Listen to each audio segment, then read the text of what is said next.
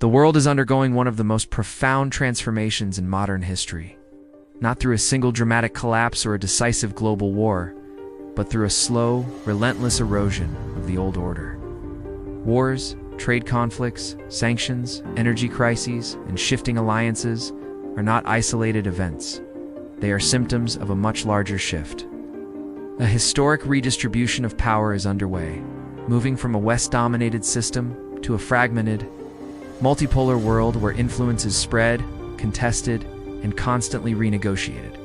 For nearly 3 decades after the Cold War, the international system revolved around a single center of gravity. The United States emerged as the undisputed superpower, shaping global rules on trade, finance, security, and diplomacy.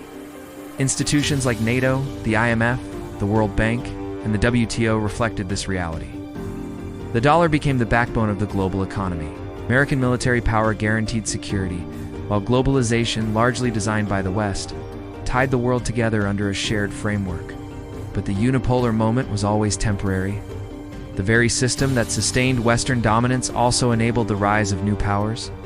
Capital flowed outward, technology spread, manufacturing shifted eastward, and emerging economies began to grow at unprecedented speed. Today, the United States remains the most powerful single nation, but it no longer operates in a world it can fully control. Instead, it finds itself defending an order that is increasingly challenged from all directions, while facing deep political polarization at home and declining trust abroad. In response, Washington has shifted from expansion to containment. Alliances are being reinforced, not expanded. NATO has been revived in the face of the Ukraine war. In the Indo-Pacific, the Quad, involving India, Japan, and Australia, is designed to counterbalance China's influence. Military budgets remain enormous, and American power projection is still unmatched. Yet the tone has changed. Confidence has given way to anxiety. One of the clearest signs of this shift is the growing reliance on tariffs and economic pressure. New tariff threats, justified as protecting domestic industry or national security, are reshaping global trade. While politically popular, these measures come with serious consequences. Supply chains fragment, costs rise, retaliation becomes inevitable. Even close allies are forced to rethink their dependence on the U.S. market. Countries like Canada and European states increasingly seek deeper economic ties with China, India, and other emerging markets, not as a rejection of the West, but as insurance against unpredictability. At the heart of this global realignment stands China. China's rise is not sudden, but its impact is now impossible to ignore. In just 4 decades, it transformed from a largely agrarian society into the world's manufacturing powerhouse and the second largest economy.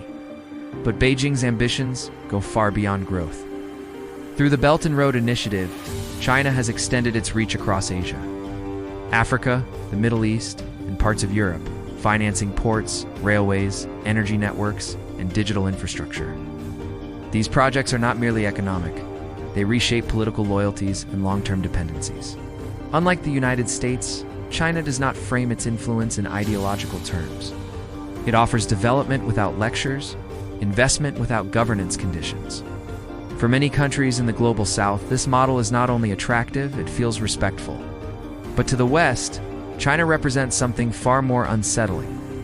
A systemic challenger, capable of rewriting the rules of global power, technology, and trade. Nowhere is this rivalry more visible than in technology, supply chains, and geopolitics. From semiconductor restrictions to tensions over Taiwan and the South China Sea, the US-China competition is no longer about cooperation. It is about who defines the future global order. Russia, meanwhile, plays a different role in this transformation. It is not an economic giant, but it is a strategic disruptor. The war in Ukraine is not just a regional conflict. It is a direct assault on the post-Cold War security architecture. Moscow seeks to reclaim influence it believes was lost through NATO expansion and Western dominance. Energy has been Russia's most powerful weapon, exposing Europe's dependence and reshaping global oil and gas flows. Western sanctions have weakened Russia economically, but they have also produced unintended consequences. They accelerated de-dollarization efforts, pushed Russia closer to China, and encouraged alternative trade systems outside Western control. Russia may not lead the new order, but it has proven capable of destabilizing the old one. Perhaps the most underestimated shift is happening quietly in the financial system. The dominance of the US dollar has long given Washington unparalleled power, the ability to impose sanctions, control payment systems, and finance deficits cheaply. But that dominance is no longer unquestioned. The BRICS bloc, now expanded, is actively exploring alternatives to the dollar. Trade in local currencies is rising. Energy deals are increasingly settled outside traditional dollar frameworks. New payment systems are emerging, designed to bypass Western oversight. This does not mean the dollar will collapse, but it does mean its monopoly is eroding. And in geopolitics, financial influence is power. Amid this turbulence, India emerges as one of the most consequential players of the 21st century. India refuses to align fully with any bloc. It cooperates with the US in the Indo-Pacific, maintains deep ties with Russia, trades extensively with China, and positions itself as a leader of the global South. This strategy of strategic autonomy allows India to maximize leverage without sacrificing independence.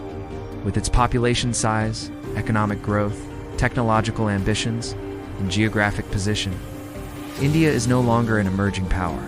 It is a balancing power, capable of influencing outcomes simply by choosing when and how to engage. The Middle East, long seen as a playground for external powers, is also rewriting its role. US-Saran relations are once again on the edge of open conflict.